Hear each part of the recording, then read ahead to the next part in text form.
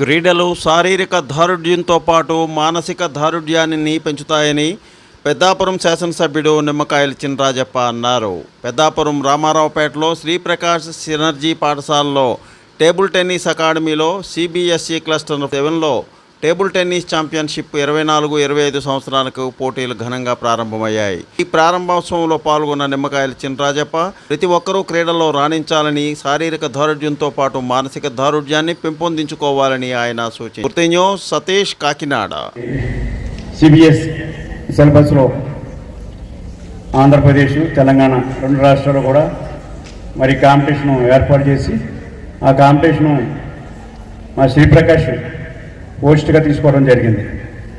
శ్రీప్రకాష్ ఎప్పుడు కూడా table tennis అంటే ముందుంటుంది ప్రతి విషయంలోనే. ఎందుకంటే ఒక అకాడమీ ఏర్పాటు చేశాడు ఆయన, ప్రకాష్ గారు, విజయప్రకాష్ ఏర్పాటు చేసి ఇవాళ ప్రతి సంవత్సరం కూడా టేబుల్ టెన్నిసే ఇక్కడ పిలిచి మనందరూ కూడా పిలిచి ప్రతి కాంపిటీషన్ కూడా ఇక్కడ చేయించి పంపుతూ ఉంటాడు.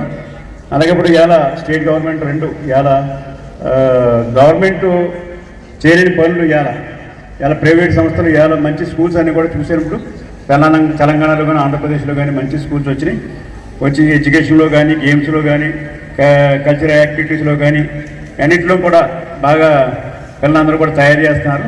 ప్రధానమంత్రి విశ్వకర్మ యోజన పథకాన్ని చేతి వృత్తులదారులు సద్వినియోగం చేసుకోవాలని కేంద్ర ఉక్కు, భారీ పరిశ్రమల శాఖ సహాయ మంత్రి భూపతిరాజు శ్రీనివాస్ వర్మ అన్నారు. ప్రధానమంత్రి విశ్వకర్మ యోజన పథకం ప్రారంభం సంవత్సరం కాలం పూర్తయిన సందర్భంగా పశ్చిమ గోదావరి జిల్లాలో నరసాపురం మండలంలోని పెద్దవాయినవాన్లంక డిజిటల్ కమ్యూనిటీ భవనంలో ఏర్పాటు చేసిన కార్యక్రమానికి కేంద్ర మంత్రి భూపతిరాజు శ్రీనివాస వర్మ ముఖ్య అతిథిగా పాల్గొన్నారు. ఈ సందర్భంగా స్థానిక శాసనసభ్యుడు బొమ్మిడి నాయకర్తో కలిసి జ్యోతి ప్రజ్వలన చేశారు. అనంతరం జరిగిన సభలో కేంద్ర మంత్రి మాట్లాడారు. సుబ్రహ్మణ్యం, స్ఫూర్తి న్యూస్, నరసాపురం. విశ్వకర్మ యోజనకు సంబంధించి ఈ విధంగా ప్రధానమంత్రి గారితో వర్చువల్ సమావేశం రాష్ట్రంలో 3 జిల్లాలకు మాత్రమే ఎంపిక చేయడం జరిగింది. రాష్ట్రంలో అన్ని జిల్లాల్లో ఇవాళ ఇటువంటి వర్చువల్ సమావేశాలు జరగడం లేదు. కేవలం 3 జిల్లాలకు వచ్చినటువంటి అవకాశంలో మన పశ్చిమ గోదావరి జిల్లా ఉందనేటువంటి విషయాన్ని మీ అందరికీ కూడా సమయంగా చెప్తాము. రెండోది తూర్పుగోదావరి జిల్లా, మూడోది తిరుపతి. విశ్వకర్మ యోజన పథకాన్ని ప్రవేశపెట్టినప్పుడు 2023 సెప్టెంబర్ 17 ఏదైతే ఉందో అది నరేంద్ర మోడీ గారి పుట్టినరోజు కాదు, విశ్వకర్మ జయంతి కూడా అనేటువంటి విషయం మనందరూ కూడా గుర్తించాలి. రాష్ట్రంలో కూటమి ప్రభుత్వం ఏర్పడి 100 రోజులు పూర్తయిన సందర్భంగా చంద్రబాబు నాయుడు ఆదేశాలతో ప్రతి నియోజకవర్గంలో స్థానిక శాసనసభ్యులు, కూటమి నాయకులు, సచివాలయ సిబ్బంది కలిసి ఇంటింటికి వెళ్లి ప్రభుత్వ కార్యక్రమాలను వివరిస్తున్నారు. కాకినాడ రూరల్ మండలం నేమాం గ్రామ సర్పంచ్ రామ్దేవ్ సూర్యప్రకాష్ అధ్యక్షతన ఏర్పాటు చేసిన మంచి ప్రభుత్వం కార్యక్రమానికి ముఖ్య అతిథిగా కాకినాడ రూరల్ నియోజకవర్గం శాసనసభ్యుడు పంతం నానాజీ, మాజీ శాసనసభ్యులు పిల్లి అనంతలక్ష్మి సత్యనారాయణమూర్తి పాల్గొన్నారు. ఈ సందర్భంగా వారు ప్రసంగించారు. సతీష్, పూర్తి న్యూస్, కాకినాడ. ఈరోజు మన రాష్ట్ర ప్రభుత్వము గౌరవ ముఖ్యమంత్రి వర్యులు శ్రీ నారా చంద్రబాబు నాయుడు గారు, అలాగే మన కేంద్ర మంత్రివర్యులు కింజరాపు రామ్మోహన్ నాయుడు గారు, అలాగే మన వ్యవసాయ శాఖ మాత్య వర్యులు శ్రీ కింజరాపు అచ్చెన్నాయుడు గారి ఆదేశాల మేరకు ఈ ప్రభుత్వము ఈ 100 రోజుల్లో చేస్తున్నటువంటి మంచిని ప్రజలకి తెలియజేయాలనే ఉద్దేశంతో ఇది మంచి ప్రభుత్వము అనే ఒక కార్యక్రమాన్ని ప్రారంభించారు.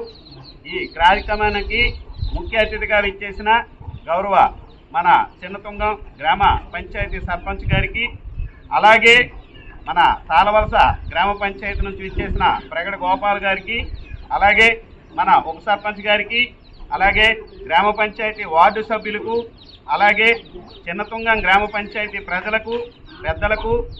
ప్రభుత్వం రాష్ట్రంలో అధికార పగ్గాలు చేపట్టి 100 రోజులు పూర్తయిన సందర్భంగా రాష్ట్ర ప్రభుత్వం ఏర్పాటు చేసిన ఇది మంచి ప్రభుత్వం కార్యక్రమాన్ని శ్రీకాకుళం జిల్లా సంతబొమ్మాలి మండలం చిన్నతుంగం సచివాలయ పరిధిలో ఘనంగా నిర్వహించారు.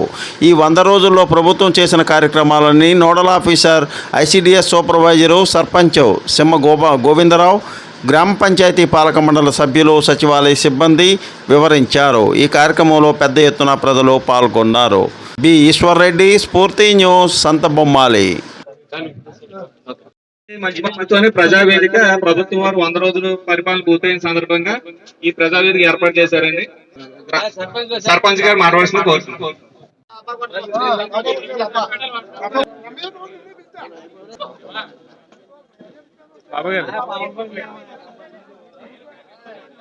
అడిగే వాళ్ళ ఉద్దేశం మీద అది కూడా చేస్తున్నారు. అంటే భారం అవ్వకూడదు, నష్టపోతాను దానం అవ్వకుండా వాళ్ళకి 90 రూపాయలకి ఇవ్వాలి వివరంగా చెప్పాలండి. Please like, share, subscribe our channel.